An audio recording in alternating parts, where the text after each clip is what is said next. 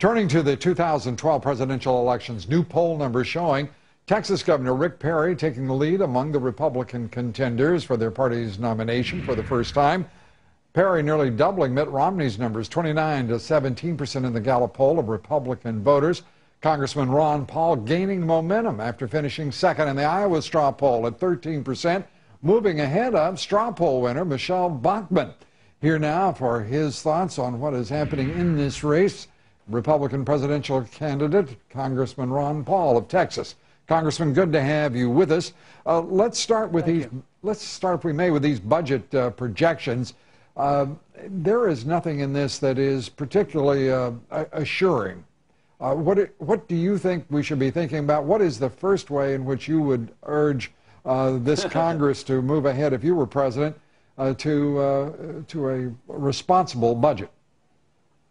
Well, I'd urge the people of this country to change what we see as the role for government. We have to address the subject of runaway entitlements and runaway spending overseas, which is no easy chore.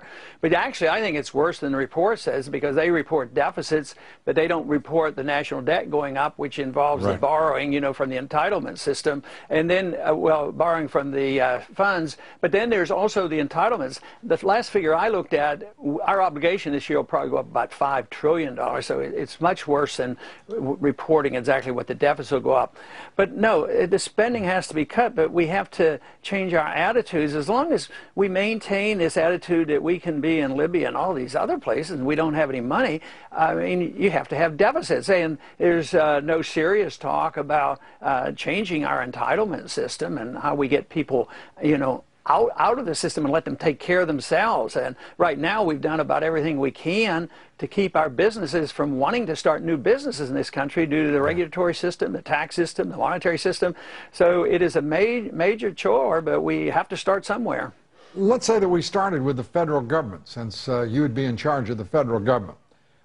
There is a government here, $4 trillion being spent. The charge from the Tea Party is, and I think many people certainly agree, that they've got it exactly right.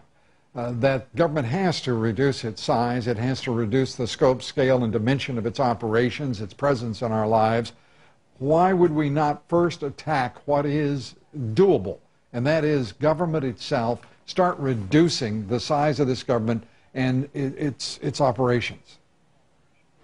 Well, there's too many that benefit. There are 20 million people who work for government, and a lot of these are local people, but they have to be hired because of all the regulations of the federal government. So 20 million people, that's a pretty good special interest. And how about all the people who get checks from the government? There's a powerful amount of special interests receiving benefits, and yet the Tea Party movement is expressing themselves because they're on the other end of it. They're the ones who have to produce and cough up the taxes and suffer the consequences and lose their jobs. And they're the ones getting redistributed. Yeah, well, and now they're getting pretty annoyed, but it's going to get rough and tumble, because as soon as there's an attempt, what frightens me is about when some of these states have made some honest efforts to rein in some of these expenditures, people get pretty angry. They even call for recall elections, and you're accused of not caring for the people, and you're being heartless. Well, what if we do end up... Yeah, I just wanted to say, Congressman, I think we've got some pretty good news coming out of Wisconsin. Governor Scott Walker there, with all of the drama, the contest, the political conflict, we are now learning that school districts and local communities are saving hundreds of millions of dollars. We're only into August. And the draconian measures that were, the fear-mongering that was rampant in that state. The governor is prevailing on every quarter here. It's good news for the national movement, whether you call it the Tea Party movement or under the aegis of the Ron Paul movement in this country, to see real empirical evidence and benefits of fiscal prudence and responsibility. Oh, I think it's great if they can just hold in there, but I see the anger building, and I see the problems getting worse too, because I think there's going to be an inflation tax hit us, and these problems are going to be with us, and I'm just afraid that there'll be people in the streets like they've been in other countries when they don't get what they want. And I think it's a sign that's coming, but also Wisconsin gives us an idea of what you can achieve if you do the right things. But they're too impatient. How long has he been the governor? It hasn't been a year.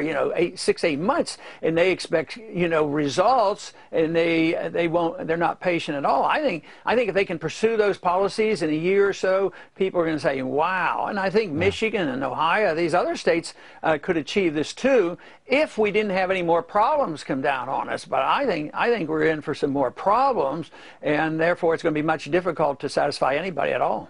Well, I guess that's why we need some terrific leaders, and we're delighted to be talking with you, Congressman, as always. Congressman Ron Paul, appreciate it. Up next, we're going to have